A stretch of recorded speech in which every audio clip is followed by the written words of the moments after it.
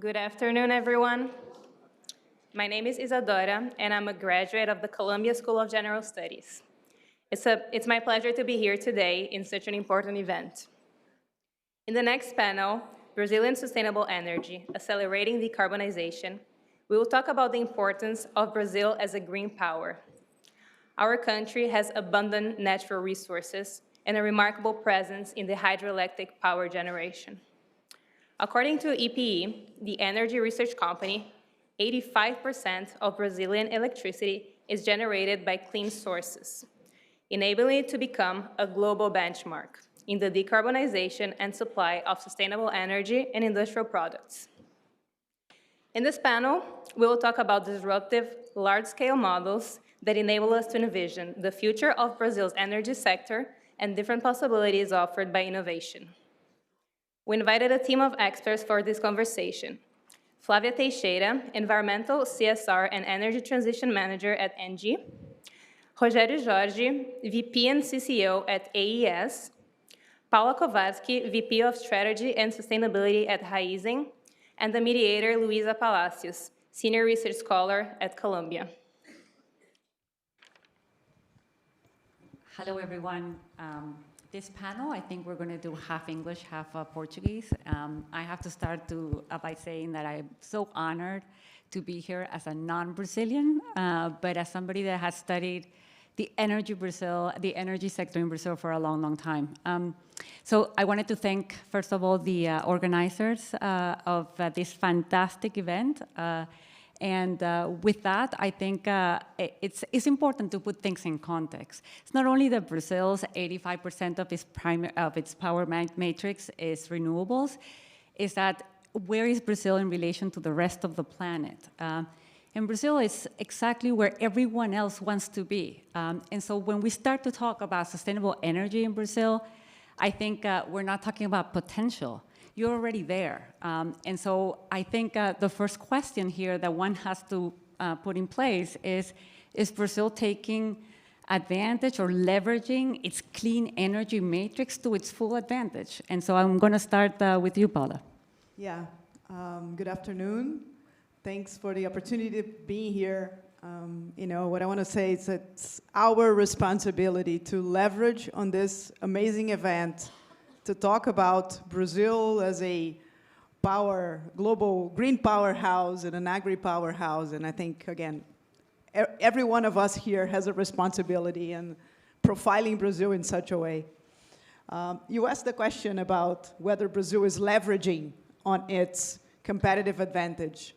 And the answer is, of course not, right? Because when we are here, what we hear about Brazil is deforestation, burning in the Amazon, and all sorts of other things, which is definitely a problem. And it's definitely a problem, is something we need to fix. But again, there's a bunch of things that we have and that they are good.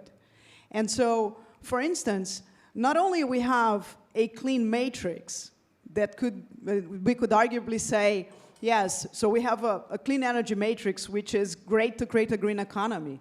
But there's more to it, because we can produce greener products than the vast majority of the world, because we have clean energy, because we have an amazing agriculture. We're supposed to feed the world. Half of the growth in grains requirements from the world is supposed to come from Brazil. And so there's a lot more than we can do, and there's a lot more that we can say. And then regulatory is always an issue. You guys discussed it talked earlier today about certification and the ability to sell to the world a carbon that is recognized as premium carbon because we have the Amazon. And then making sure people recognize and pay for what Brazil is doing. And Nathalie mentioned earlier today about the green wishing. I'm not sure people realize that if you add together the net zero targets of the two largest major oil companies by 2050, they would have to plant another Amazon. And we have one. So honestly, while they are thinking about what they want to be in 2050, as you said, We are already there, and we need to make sure we do not destroy what we have more than, and of course we want to do more, but I mean, I think the most important thing at this point is not destroying what we have and not letting the wrong things overcome the good things that Brazil has as a green economy and an agri-power. Thank you, Paula. Rogério, so building in what Paula mentioned, which I think is a very important point. So the Brazil's primary energy requirements right now are 40% renewables. The rest of the planet is about 20% renewables. We're talking about primary energy requirements, not necessarily the power matrix. But you mentioned something that I thought was very interesting, which is the concept of you already are very close to a green economy. So you operate, both of you operate in many other countries. How do you see Brazil in terms of where you operate, and whether, the same question, do you think Brazil is leveraging its current clean energy credentials to its fullest potential? Yeah, sure. So thank you very much. It's a pleasure to be here, to know you in person. My friends here in the panel. Thank you, Luciana, very much for the opportunity, for the invitation.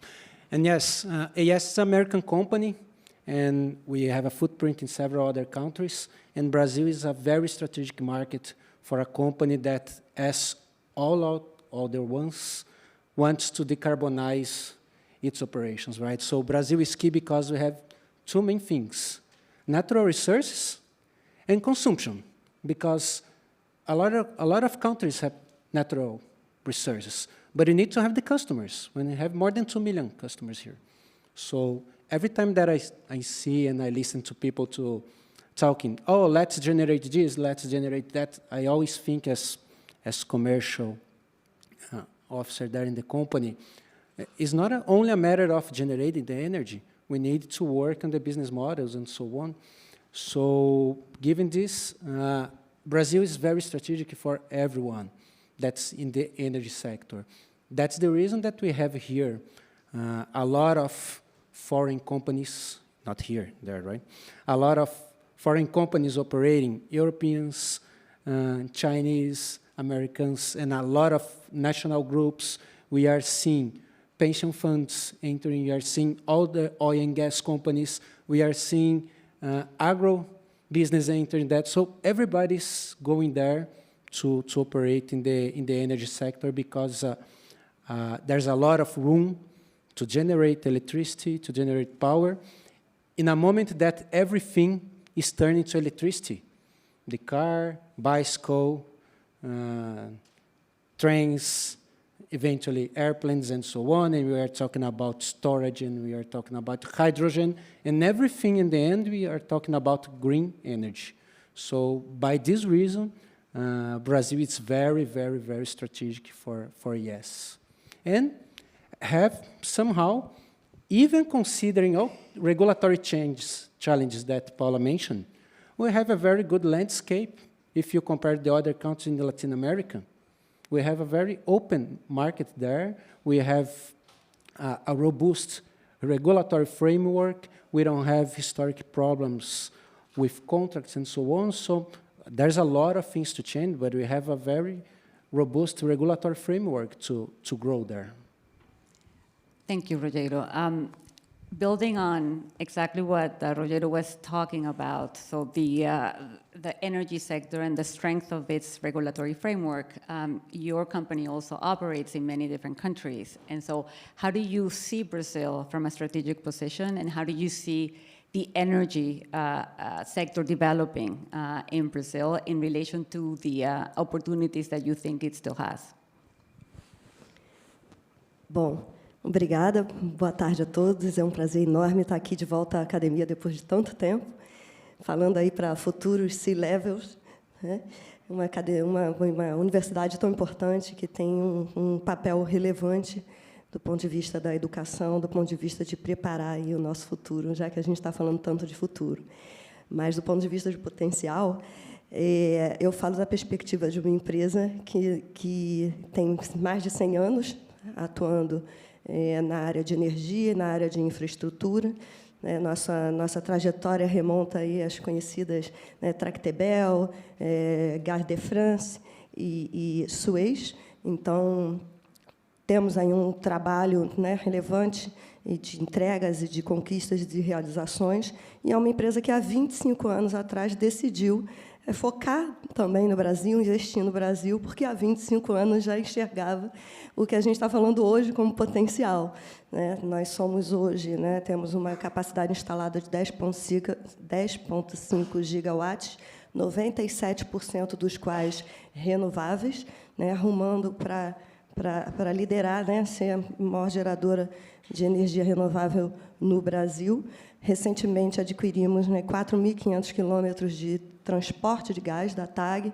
Então, acreditamos, né, piamente no Brasil como oportunidade, e o fazemos não só, né, porque o Brasil tem abundância de recursos naturais, e eu acho que, com relação a isso, ninguém ousaria questionar, mas porque a gente tem um cenário favorável para isso, uma estabilidade, uma regulação que proporciona, né, um investimento e proporciona que a gente o faça de forma com um bom diálogo com os stakeholders, com um bom diálogo com as comunidades onde a gente se insere. Nós estamos presentes em todas as regiões do Brasil, mais de 250 municípios. É claro, temos absoluta consciência do quanto que nossa atividade impacta, mas trabalhamos no sentido muito forte de educar o mercado, educar as comunidades, né, ter um diálogo responsável, propositivo, convergente, para que a gente consiga crescer de forma sustentável. Então, por conta disso, né, e aí, falando também de oportunidade, eu trago, né, recentemente nós anunciamos a assunção do compromisso com os Science-Based Targets. Né, foi falado aqui que poucas empresas brasileiras assumiram os compromissos com Science-Based Targets, e o nosso diferencial é que o nosso compromisso é nos 3 escopos. Nós envolvemos toda a nossa cadeia de valor. Tá? Então, em 2021, a Engie descarbonizou 21 milhões de toneladas dos nossos clientes, e a nossa meta é, até 2030, descarbonizar 45 milhões de toneladas nos nossos clientes, não só através de nossos produtos e serviços, mas também acreditamos muito no potencial do mercado de carbono. Né? A gente vai falar um pouco mais à frente sobre isso, mas que também é uma grande oportunidade que precisa ser vista do ponto de vista educativo. Né? A gente questiona muito, vai compensar, não vai compensar? Vale lembrar que, quando a gente assume um compromisso net zero, a gente está falando de reduzir as emissões em pelo menos 80% ou 90% e só admitir a compensação num valor bem menos expressivo. Então, o mercado de carbono ele proporciona que empresas de alto custo, né, de redução de emissões, elas possam começar a se envolver com isso, começar a se letrar sobre a contabilização do carbono. Né? Pessoas físicas podem compensar suas emissões. Então, acho que a gente está diante de uma grande oportunidade de nos educarmos também através desse mercado para a economia de baixo carbono. Obrigada. Thank you. So, what you're saying, I think, is fascinating, because most of the discussion right now is about how to green the economy. But there's another aspect of the energy transition and sustainable energy. Can you actually export not only greener products, but energy itself? So, as you guys, I don't have to tell you this, but you are one of the most important oil producer already in Latin America. You're a very important oil exporter. What is the potential to actually not only export fossil fuels, but export this energy itself, not green products, but the green energy that you are a part of? I think that's a great question, Luisa, and I think there's an amazing opportunity in terms of exporting this opportunity. And I'll give you a few examples from our side in Raízen. As you know, we're the largest producer of sugarcane-based sugar and ethanol globally. We do electricity. Raízen is already the 5th largest energy commercializer in Brazil, 100% green. So it's a huge story, but we are now exporting what we produce more than ever. And touching on a couple of aspects that we discussed here about the certification and about the traceability, which are very important elements so that we can export and monetize this richness. I can give you some examples, and they are actually positive ones. For example, we are exporting second-generation ethanol. Second-generation ethanol is a waste-based fuel because we're taking the waste of the sugar and ethanol production, and through a biochemical process, we produce additional ethanol. So we produce additional 50% of ethanol, actually without planting a single hectare of land, which is pretty important. And we are managing to sell this ethanol in Europe because it meets the carbon reduction threshold, and because it's waste, and because it's non-crop, for more than twice the price of the ethanol that we would sell in Brazil. So yes, the market is somehow paying for it. Another interesting example, we're selling sugar. We just signed a very large contract of sugar with ASR, and the product is commanding a premium because we managed to trace the sugar all the way down to the cane production, and because we managed to trace it and prove it it's non-GMO. And this means a premium price to our product. So I'm a very strong believer of the right economical signs, or the right economical reasons, because I think that's what, at the end of the day, creates the virtual cycles.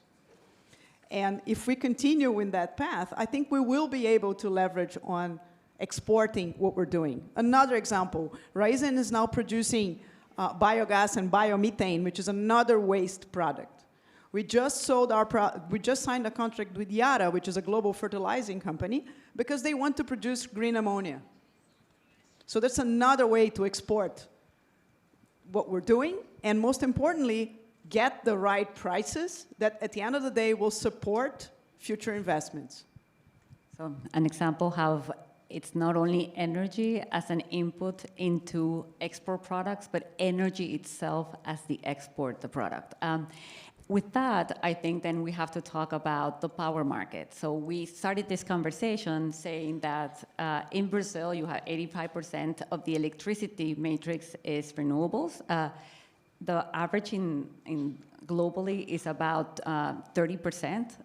And even if you look at the projections about where the world wants to go, they're not even going to get close to the 85%. However, Brazil does have some challenges in maintaining that green power matrix that have to do exactly with the things that you have been discussing all the day, which has to do with climate change and the impact it has on rains and droughts. So I wanted to ask you both, given that you are in that space, how do you think the electricity of the power markets in Brazil are going to deal with this challenge? Because it's not only about sustainability, but also about the reliability of the grid. Let's start with you, Rogério. Yeah, sure. And just first, I would like only to add a comment to the Paula topic here.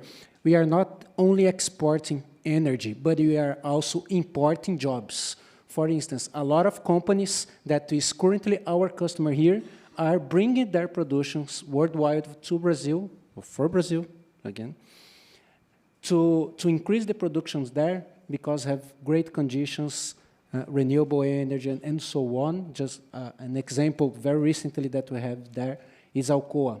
Alcoa resumed the operation of an aluminum smelter with more than 500 megawatts capacity, with more 2,000 jobs due to competitive energy renewable energy. So only to bring the example that we have the ability to export energy and import production.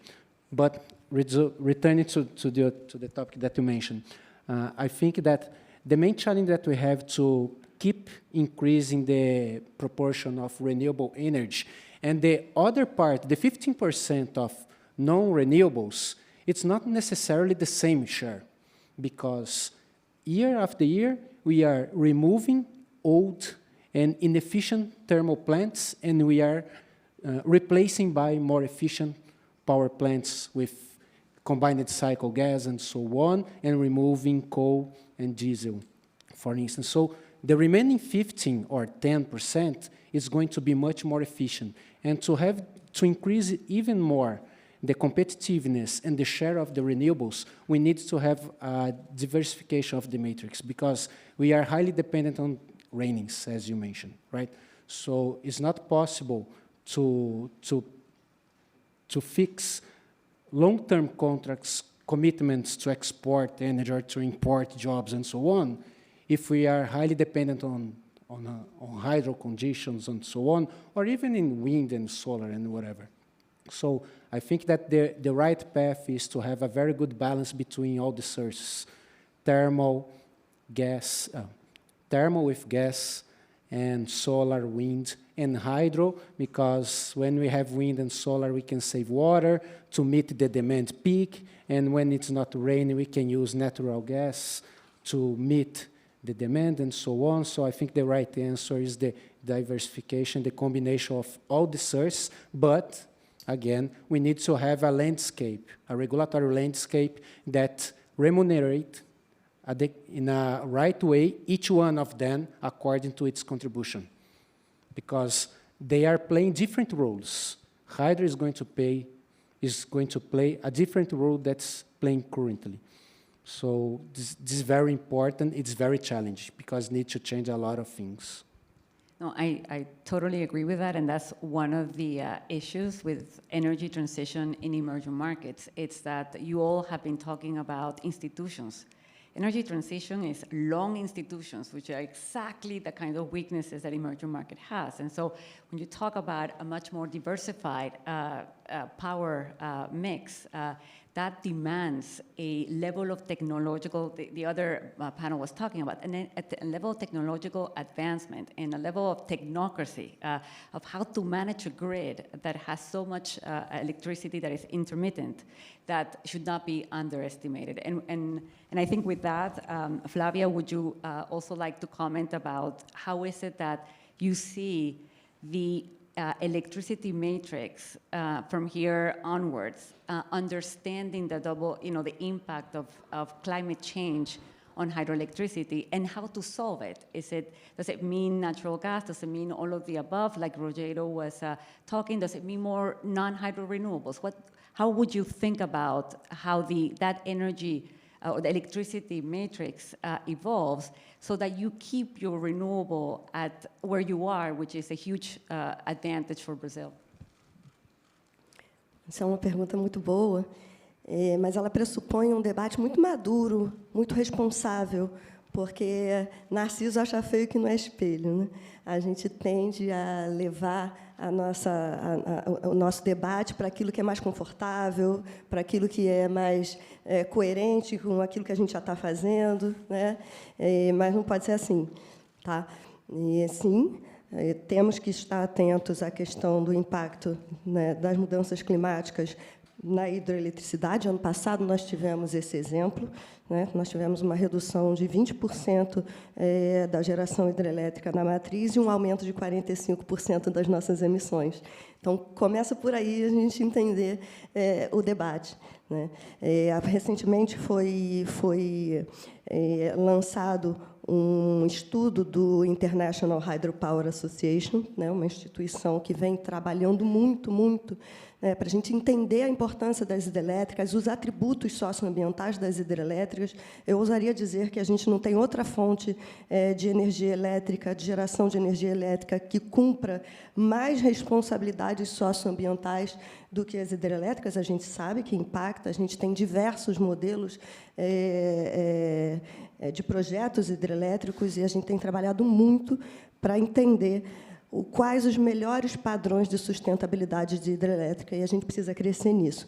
Então, o International Hydropower Association afirma, né, e isso é chancelado pelo IRENA, que, se nós não duplicarmos o potencial hidrelétrico até 2050, nós não cumprimos o Acordo de Paris. Porque as hidrelétricas, né, o armazenamento das hidrelétricas, assim como outras fontes, é que proporcionam a flexibilidade e a segurança para que a gente possa crescer nas demais energias renováveis, né?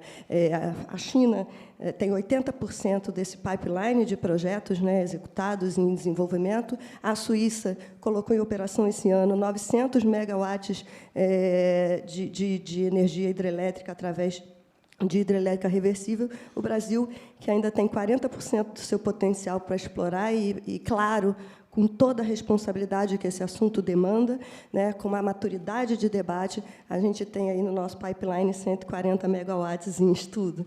Então, esse é um ponto.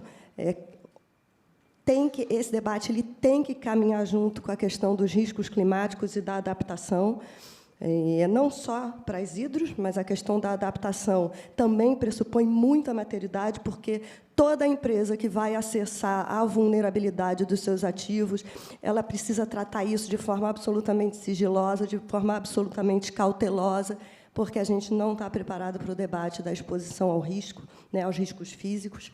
E aí, voltando um pouquinho para a questão da exportação da energia, quando a gente tem um setor que já fez a sua parte, que é responsável por 2% das emissões brasileiras, eu posso dizer com muito orgulho que a gente fez esse trabalho, que a gente já pagou essa conta, né? E a gente não só tem aí um cenário extremamente favorável para avançar na exportação, né, através do hidrogênio, temos aí a fronteira do wind offshore para proporcionar mais energia renovável ainda, mas a gente não pode deixar de pensar também que, quando a gente tem um painel do agro e fala do potencial do agro brasileiro, o Brasil ele não só vai exportar energia, ele não só exporta alimento, mas ele exporta água, né? E ele exporta energia através de todos esses alimentos. Então, estamos aí na fronteira do CBAM, né, do Carbon Border Adjustment Mechanism.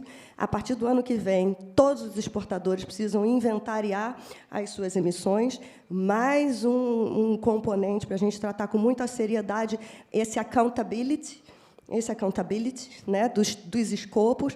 Lembrando que o escopo 2, que é a fonte de energia, ela é fundamental para você atingir as suas metas, Science-Based Target, descarbonização. Então, acho que a gente tem aí uma oportunidade enorme de atrair, conforme o Rodrigo falou, a produção, uma nova revolução industrial verde no Brasil, com esse potencial de energia aí, com 2% das emissões brasileiras como resultado final da nossa participação no processo de descarbonização. Thank you. That was a very thorough account of the hydroelectricity situation. So one of the distinct things about Brazil, which is kind of unique, is the role of biofuels in the primary energy matrix. And that is one thing that Brazil shares with the US. But there are differences as well in terms of comparative advantages and efficiency in each of the ways biofuels are being developed in both countries. I would love to discuss now a part of the understanding the energy matrix is understanding all of the different types of technologies, and one of them in which Brazil seems unique is in the role of biofuels in this process. So. Yeah. So let's talk about biofuels, which is, as Raízen, our dearest topic. Let me start by talking about sugarcane. And sugarcane is the most efficient plant available to convert solar energy into carbon. It's very efficient. You can produce 7 liters of ethanol from one single hectare in Brazil. If you just move and try and produce the same liter of ethanol in India, it's down to 5. And, sorry, US, but if you compare to corn, it's down to 4. So efficiency-wise and land use-wise, sugarcane is very special. But what we're doing at Raízen is trying to do more than sugar and ethanol, or to produce more and more and more energy out of the same hectare of land. And I'll come back to that discussion because given the war in Ukraine and the increase in the price of grains and price of corn in particular, the whole debate about biofuels and food, or the food versus fuel conversation, has come to the table. And that's a very fair conversation, but we have to put it in perspective. So again, back to what we're trying to do. So we're the largest global producer of sugar and ethanol from sugar corn, from sugar cane. We're now producing second-generation ethanol, which increases by 50% the production out of waste. We're doing biogas. We have 1.5 gigawatts of of renewable energy, of which 1.3 is sugarcane-based cogeneration. And by the way, cogeneration is very complementary to hydro, because we have 3-4 months of the intercrop period where we do not produce, which is essentially the summer in Brazil and the rainy season. So it's really efficient from a complementarity standpoint, and back to your point that we need the right equilibrium between the sources of energy. And then back to the food versus fuel story. If as I mentioned, you can do 7 liters of ethanol per hectare. So take this as the 100% case, right? If we use the ethanol in a hybrid car, this would increase by 50%. And if we do the second generation ethanol, as I mentioned, you can do another 50%. So we can increase the production, we can increase the efficiency by 230% with existing technology. This is not hydrogen, this is not rocket science, this is nothing 5 or 10 years down the road. I'm talking about today, I'm talking about the present. And this is very powerful. But we don't stop there, because in the future, if, for instance, the fuel cell proves to be economic, and we end up extracting hydrogen from ethanol, and by the way, the ethanol molecule is pretty rich in hydrogen, we will increase further the efficiency of production from a single hectare again. So it goes from the first 100% of 1G ethanol to 300%. So this is very powerful, this is very strong. And then another important thing on the role of biofuels, which account for only 7% of the global arable land, as opposed to what people try and make the case for the competition against food and what have you, right? In the very case of Brazil, it's only 1% of the territory being responsible for 19% of the energy matrix. So that's huge, right? And then you need to think about the spaces where electrification is, at least for the time being, impossible. Maybe it will be different in the future. This is what we call the hard-to-abate sectors, and especially in transportation. There's a huge role for ethanol, and especially the second-generation ethanol, into SAF, which is sustainable aviation fuel, into marine with biobunker, into green ammonia, as I mentioned earlier today, into plastics. We can even use, and so this could be ethanol to plastics, and this could be the carbon of sugar to plastics. So there's a whole space within the global economy or the global energy matrix where one will need liquid fuels.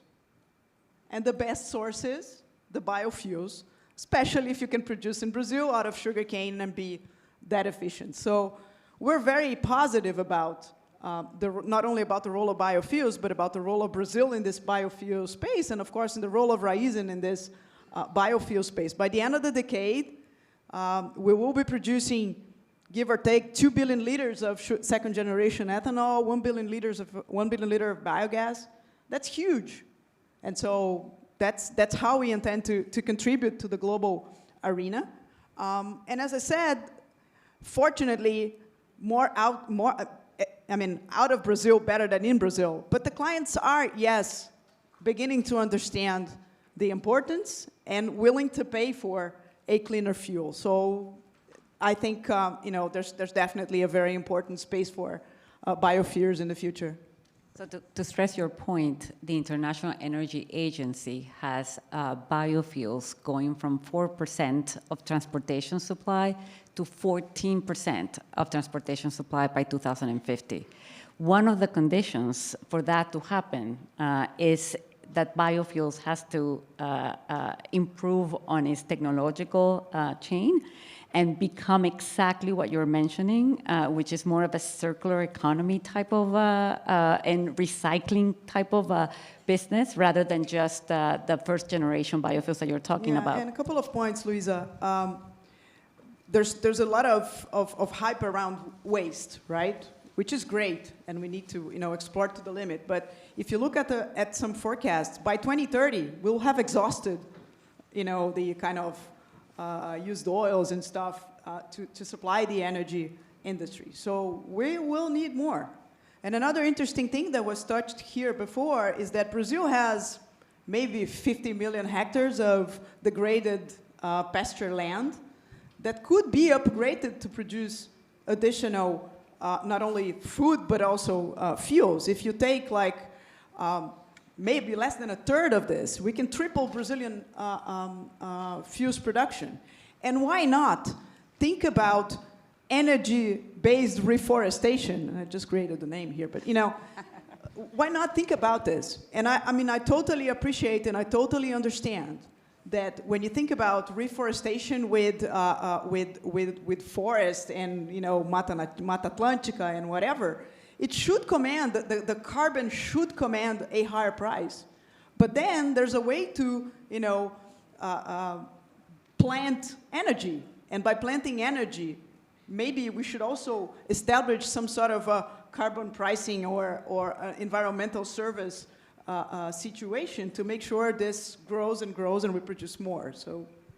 So from the low carbon fuels of today, let's talk about the low carbon fuels of tomorrow, which is hydrogen. And would love to hear Flavia's and then Rogério's view about how you see the hydrogen proposition in Brazil. Por todas as razões que nós já falamos aqui, né, nosso percentual de geração de energia renovável, o hidrogênio é uma super oportunidade. Nós já assinamos, né, alguns memorandos de entendimento para o desenvolvimento de projetos de hidrogênio no Ceará, na Bahia. O grupo assumiu o compromisso de começar a operar até 2030 4 gigas de hidrogênio, globalmente falando. Temos uma ambição de crescer de 35 gigas a 80 gigas, né, 50 gigas até 2025 e 80 gigawatts de energia renovável até 2030. Então, a gente acredita nisso, é para isso que a gente está trabalhando. O Brasil está preparado, está se preparando para isso. A gente tem, sim, questões regulatórias para resolver, questão de transmissão, né, dessa energia, como é que a gente mantém a renovabilidade, né, os atributos de renovável e assegura os atributos de renovável, sobretudo com vistas, né, à exportação do hidrogênio verde, da amônia, né?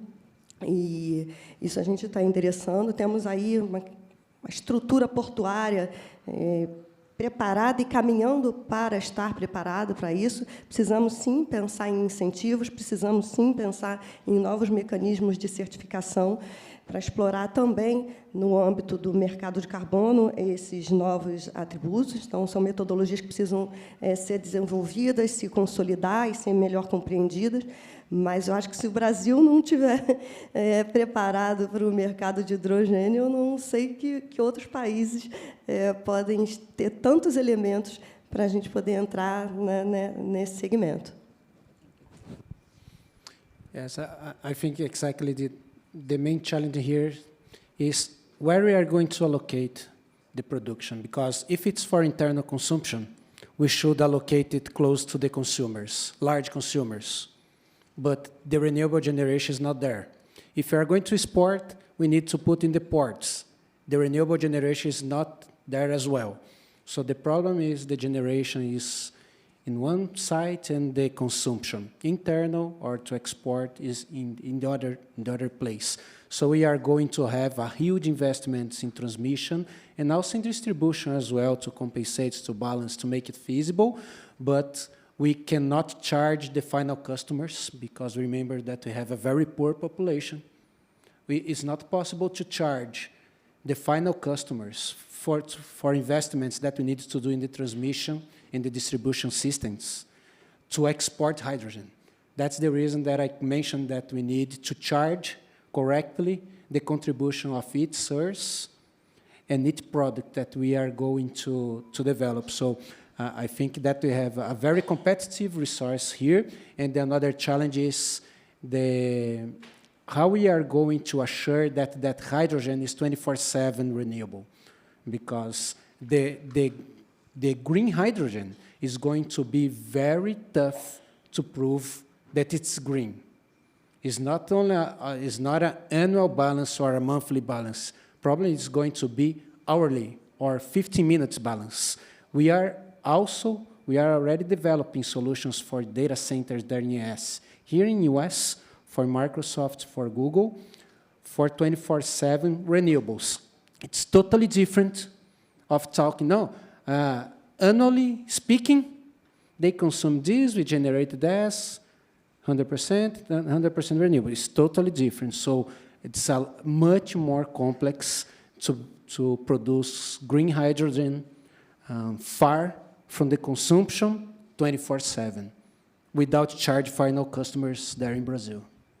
Yeah, just a quick comment. We just announced a pilot project to extract ethanol, hydrogen from ethanol and fuel the buses that will circulate in USP University.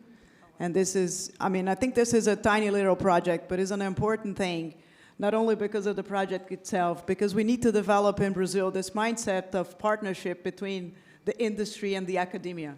And there's a lot more that we can do there if we take this model that is so powerful here in the US and we replicate this in Brazil. And again, especially in the use of fuel cells for heavy transportation may have a very important role in the future, maybe even more than the light fleet. And then he talked about being affordable or the right way to charge things and the importance of the customer and so on. And I think this is something we always need to remember. You know, Brazil has probably other budgetary priorities today as opposed to, for instance, electrifying the fleet. And this just strengthens further the importance of ethanol because, you know, it's a product of the present and it's a product that works. And I'm not sure everyone knows, but an E100, which is a 100% hydrated ethanol vehicle in Brazil, would emit, give or take, 80, 90 grams of CO2 per kilometer. An EV in Brazil would do, give or take, 150 if you compare on a well-to-wheel basis. If you compare, you know, acknowledging the entire value chain and, you know, the production of the battery and so on and so forth. If you take those two same vehicles to the US, for instance, corn ethanol is 30% more than sugarcane-based ethanol. And then the EV, depending on the state you are, if the matrix is not that renewable, it can be like 200. And if you take this to China, it can be as high as 400 if you use coal-fired power generation. No, life cycle emissions is a very important part of this equation. So yeah, and in Brazil, you know, ethanol is affordable and it's competitive. So let me, with the 5 minutes that we have left, I would like Flávia and Rogério to talk about what are the challenges that you see for Brazil's sustainable energy and the energy transition in Brazil. What are the institutional, financial, or market challenges that you think are still important to solve in order for Brazil to realize its potential?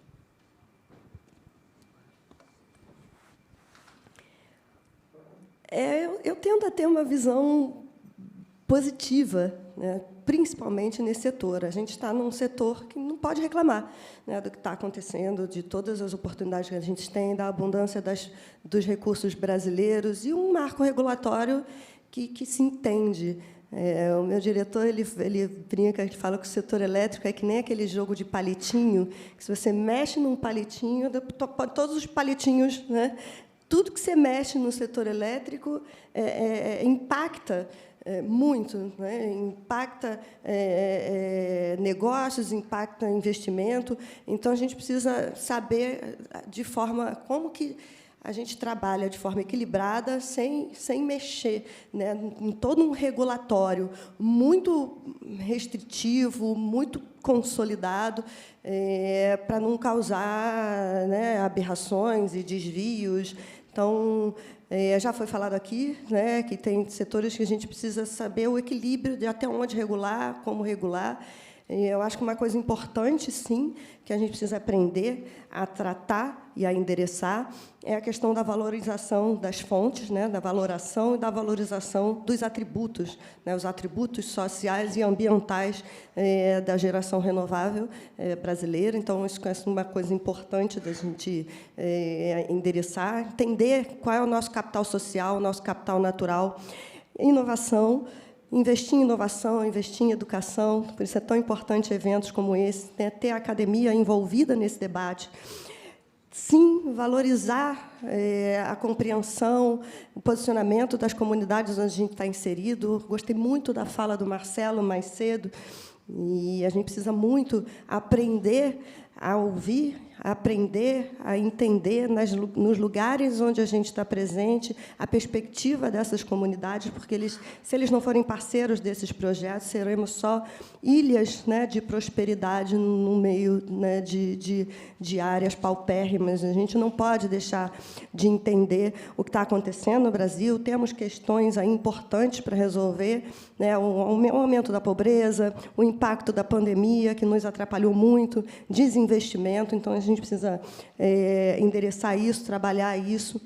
E o setor, né, o setor de energia renovável, com o potencial que a gente tem, com a oportunidade que a gente tem ainda de crescer, também é responsável, né, junto com o governo, junto com a sociedade civil e junto com a academia, para conseguir encontrar saídas para essas questões críticas que a gente precisa resolver, né? Há pouco tempo, a gente viu matérias no jornal como que as pessoas estão voltando a utilizar alternativas para cozinhar em casa, pessoas se queimando. Então, como é que a gente pode falar de abundância, como é que a gente pode falar de riqueza, quando a gente ainda tem uma população brasileira voltando a usar recursos rudimentares para cozinhar em casa? Então, isso é uma questão que a gente precisa endereçar, né? Que é a questão da transição justa, a questão da justiça climática e um regulatório que valorize os atributos socioambientais, né, e que, como foi falado aqui mais cedo, né, pelo agro, a gente precisa entender que isso tem custo, isso tem preço, e o Brasil tem investido nisso. E aí é trabalhar e desenvolver, educar, né, capacitar a nossa população para esse potencial, né, a potência que já somos e o potencial que ainda temos. Thank you for bringing the point of the just transition and energy affordability to the discussion. From the generation side, I think that we have developers want to develop and customers want to buy renewable energy. So the thing's going to happen, no doubt on this. The pace of this transition depends on financial conditions, derivatives, bonds, and a lot of alternatives to funding the projects, the regulatory framework to give more certainty to developers and to the customers and so on. But the one point that I would like to bring that is the cheapest and cleanest energy that we could have, and traditionally is not remembered. It is the one that we don't need to generate. I'm talking about the energy efficiency. And talk about the energy efficiency, we need to offload the sectorial charges in the distribution companies. We need to reduce charges to the final customers, and we need to correctly remunerate the investments that private sector do in smart grid, smart metering, smart cities, smart everything, because everything is not going to happen if we don't have a smart meter there to allow the customer to understand their consumption, their behavior. We can invest a lot in everything that we just said here, but the customer is not willing to manage their consumption. They don't know how they are consuming. They don't have the ability to control, to define the price that they want to have. We need to open the market, so we need to correctly remunerate the private investment in the grid as well, and not only in the generation. So remembering the energy efficiency side here. Yeah, I think you touched on two. 30 seconds. Yeah, very important points. The client, right? And the efficiency. And, you know, acknowledging what the client means. I mean, our experience is and when we take to the client something that is more efficient, and because it's more efficient, it will cost less at the end of the day. And one over efficiency is a reduction in carbon emissions because of reducing the fuel. They will accept it and they will take it. I think we're out of time. I thank you so much for this. Has been a fantastic discussion, and please join me saying.